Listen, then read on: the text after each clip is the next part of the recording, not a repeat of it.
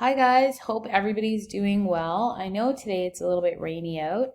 I'm here on your D2L homepage and we are kind of closing off this Introduction to Civics unit.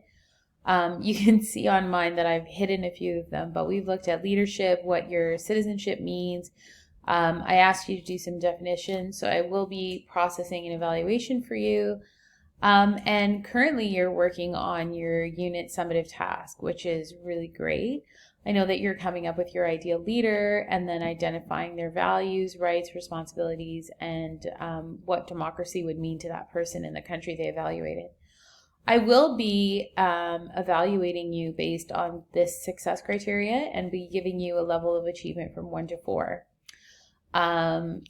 Your mark will be calculated on one summative task per unit, and then you will have a final evaluation which will be worth 30% of your mark, and in about a week or two we're going to be submitting that to you.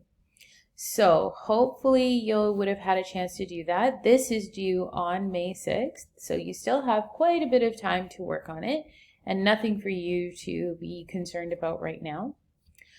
So we are now moving into the next unit, which is called the Informed Citizen.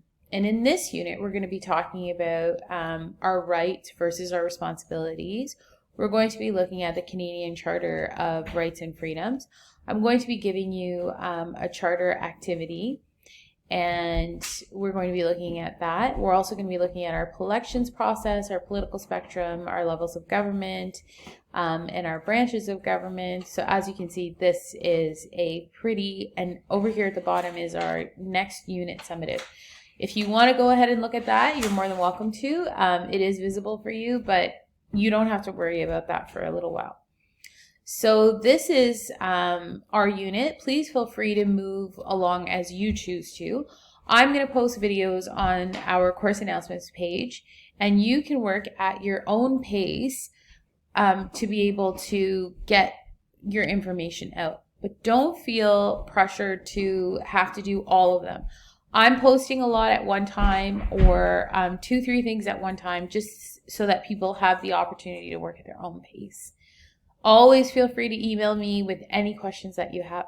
Take care.